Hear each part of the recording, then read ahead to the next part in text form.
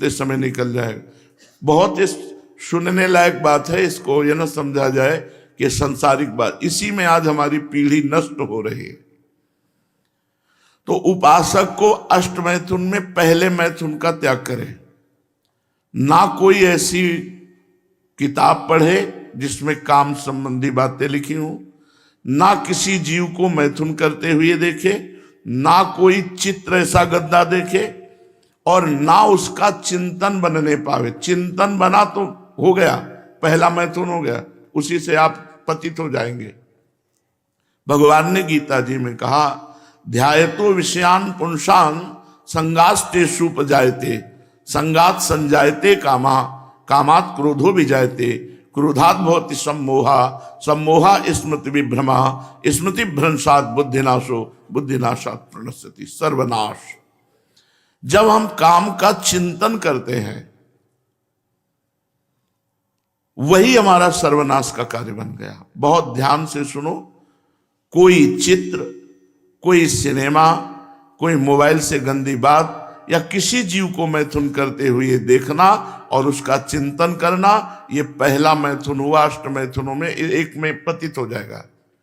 दूसरा, चार पुरुष बैठ करके काम संबंधी स्त्री के अंग प्रत्यंगों का वर्णन करना, काम संबंधी बातें करना, काम संबंधी अश्लील बातों में कितना सुख है ऐसा चर्चा करना। इसके चर्चा करने से चिंतन बनता है। फिर वही बात आ गई, जैसे पहले अष्ट मैथुन में, तो दूसरे इसमें भी वही चिंतन होगा। जहां चार लोग बैठ, बोधयंता परस्परम, मच्चित्ता मदगत प्राणा, बोधयंता परस्परम, कथयंति च माम नित्यम, तुष्यंति च रमंति च। हमें चाहिए हम चार लोग बैठकर भगवत चर्चा करें, भगवान के रूप गुण लीला महिमा की चर्चा करें। अगर हम स्त्री संबंधी चर्चा, काम संबंधी चर्चा और काम सुख संबंधी चर्चा, तो हमारे हृदय में मनोवाह नाड़ी एक्टिव हो जाएगी, वो अपने आप हो जाएगी और आपके पूरे शरीर से रक्त को मथ करके वीर्य निकाल देगी। और वो किसी भी तरह निकले, वो तुम्हें पता भी नहीं चलेगा, निकल जाएगा। तीसरा, एकांत में इशारे करना, हास्य विनोद करना, काम भाव से छूना, पास बैठ करके एकांत में चिंतन बनेगा। फिर वही दुर्दशा हो जाएगी। अष्ट मैथुनों में तीसरे में कभी भी कहीं भी किसी भी तरह से ब्रह्मचर्य साधन करने वाले को माताओं बहनों के साथ एकांत सेवन नहीं करना चाहिए। बलवान इंद्रिय ग्रामो विद्वानमपि कर्षति। इंद्रियां बड़ी बलवान हैं, वो बड़े बड़े विद्वानों को भी आकर्षित करके बलात् भ्रष्ट कर देती है।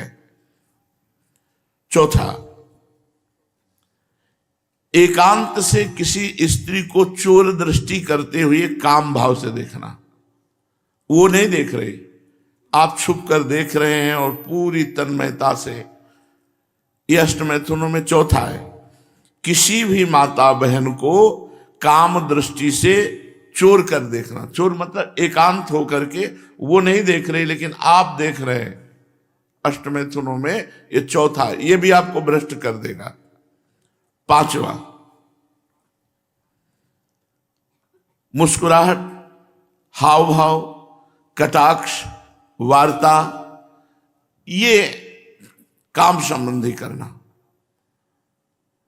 मुस्कुरा दिया परस्पर, कटाक्ष कर दिया, हाव भाव कर दिए। अब मिलो या ना मिलो, वो आपका चिंतन बनेगा, चिंतन आपका सर्वनाश कर देगा। छठवां, श्रृंगारिक, शरीर को सजाना। जब हम शरीर को श्रृंगारित करते हैं तो हमारे अंदर रजोगुण आता है और रजोगुण काम उत्पन्न करता है। रजोगुण से ही काम का प्रादुर्भाव होता है।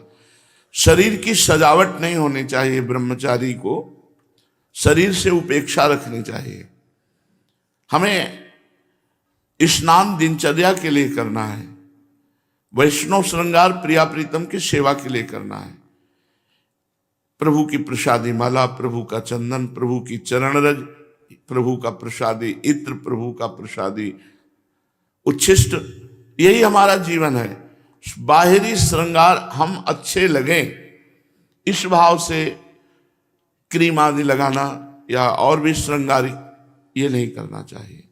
ब्रह्मचर्य धारण करना है तो श्रृंगार से बचना चाहिए। उपन्यास, समाचार, नाटक, अश्लील दृश्य ये आपको कल्पनाओं में भटका देंगे, वैसी कल्पना बनने लगेगी, फिर वही भ्रष्ट हो गया। सातवां, किसी के द्वारा भोग की बात सुन करके उसकी प्राप्ति के लिए प्रयत्न करना, यह अष्टमैथुनों में सातवां है। भोगों की बातें सुन करके अब हम पागल हो गए और हमारा चित्त खोजने लगा कि कहां हमें भोग मिले, कैसे भोग मिले, इससे भी भ्रष्ट हो जाएगा, पतित हो जाएगा। आठवां, प्रत्यक्ष सहवास, प्रगट में संभोग, ये 8 प्रधान अष्टमैथुन कहे गए और अष्टमैथुनों में ही प्रगट संभोग के अंतर्गत ही हस्त क्रिया आती है। ये इतनी भीषण बीमारी है, इतनी जोर से फैली हुई है कि चाहे बच्चा हो चाहे बच्ची हो,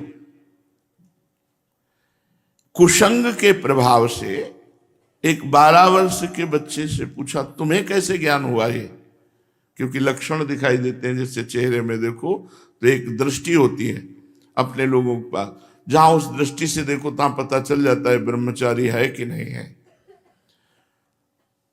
3 चिन्ह तो एकदम स्पष्ट उसके दिखाई देते हैं, नाक से लेकर मस्तक तक स्पष्ट एक दृष्टि में पता चल जाता है कि ये स्त्री सहवास से है या हस्त क्रिया से है। बहुत बुरी दशा हो जाती है, ये बहुत बुरा रोग है।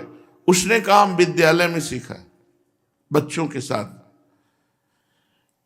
ये बालकों से लेकर के बड़ों तक, इससे ज्यादा खतरनाक प्लेग या हैजा, ये बीमारियां इतनी खतरनाक नहीं, इनके लिए औषधि, लेकिन हस्त क्रिया के लिए कोई औषधि नहीं।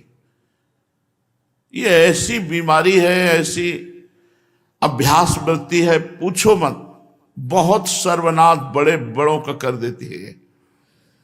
डिग्री प्राप्त पढ़े लिखे लोग भी इस कुचाल के चक्र में फंस गए हैं। ये बड़े दुर्भाग्य की बात है जिनको हस्त मैथुन का अभ्यास हो गया है। ये महारोग से पिंड छुड़ाने के लिए कोई औषधि नहीं है, कोई डॉक्टर ही नहीं आज तक। डॉक्टरों से पूछोगे आपको सपोर्ट कर देंगे, अच्छा है, बुद्धि मारी गई है। इस महारोग हस्त मैथुन को इतना प्रियता से बच्चे ले लेते हैं क्योंकि उनको सुखानुभूति थोड़ी देर होती तो ऐसा लगता है बड़ा सुख है, तो कई बार उस सुख को ये हस्त क्रिया, चाहे स्त्री हो चाहे पुरुष हो, बच्चा हो या बच्ची हो, उसको नष्ट कर डालता है, निचोड़ के रख देता है। परमात्मा की जैसे नवधा भक्ति है,